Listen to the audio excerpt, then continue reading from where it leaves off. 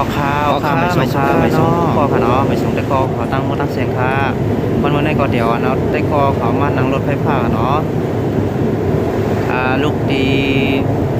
เขาโยธทินมาดีสะพานควายค่ะเนาะว่ามันเป็นจังหือจงพยายามมาขี่รถไฟฟ้าตามกันค่ะเนาะว่ายามมาขี่นี่ก็ผู้คนที่รู้จักบอกค่ะเนาะเดียนพยายามนี่ก็มาขี่เลยค่ะเนาะ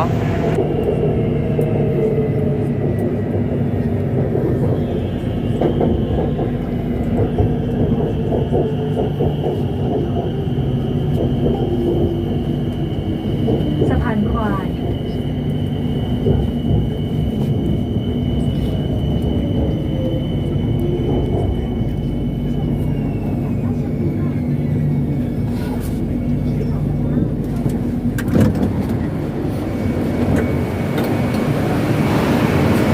ก็ไม่ก็ลงร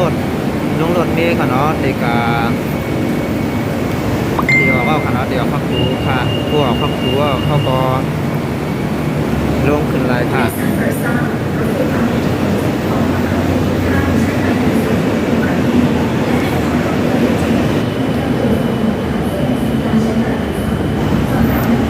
อย่าบังกัดตัวรถเท่าตัวขายค่ะเนาะบ่กัดตัวรถเท่าตัวขายในห้องจังออกพักครูค่ะเนาะย้อนให้แต่กอเขาพังในสติดีๆค่ะเนาะเก็บไว้กัดตัวรถเท่าไว้ดีๆค่ะเนาะเขาก็เอาเศษเข้ากว่าแล้วก็เขาได้เปิดปันค่ะเนาะ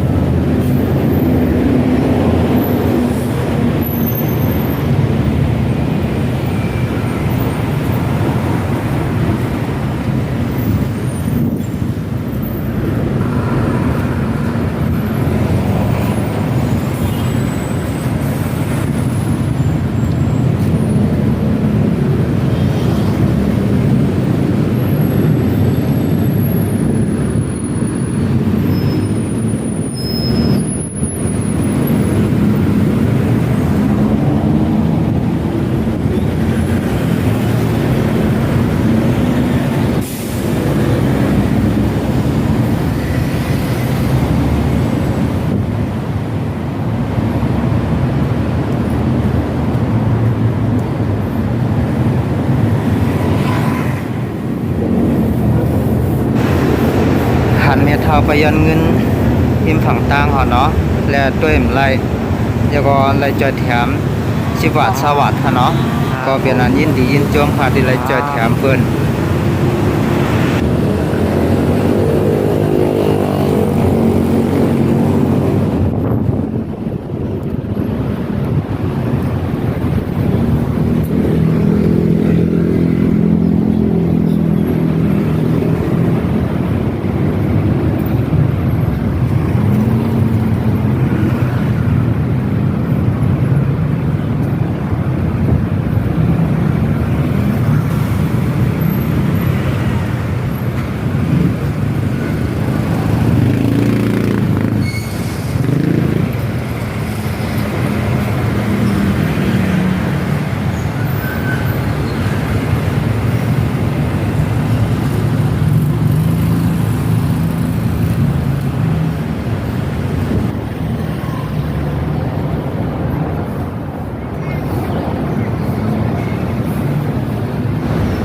ก็มาเดี๋ยวกิน เนาะเขามา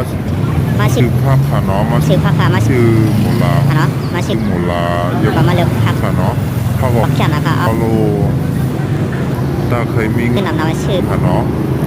เดี๋ยวว่า ก็ มัน เลือก หมูหลาย ค่ะเนาะเดี๋ยวก็ ก็ เลือกหมกพิษ ท้องค่ะเดี๋ยวว่าพวก มีค่ะเนาะ เขามี หอค่ะสามารถ ให้กินข้าว ตะวันค่ะเนาะ เขาไหน ไปค่ะ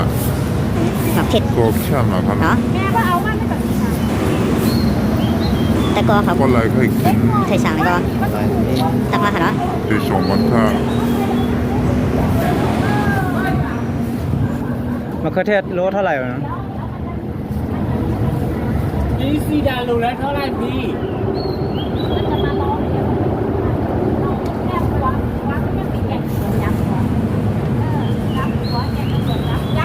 เอาเท่าไหร่ก็ได้พี่เอา เอาเท่าไหร่ก็ได้ ซี เหรอ ดานรู้แล้วเท่าไหร่พี่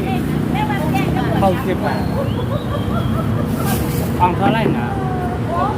อันนี้ก็เสร็จ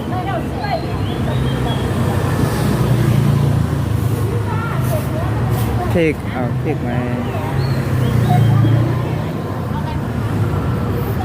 เอาพริก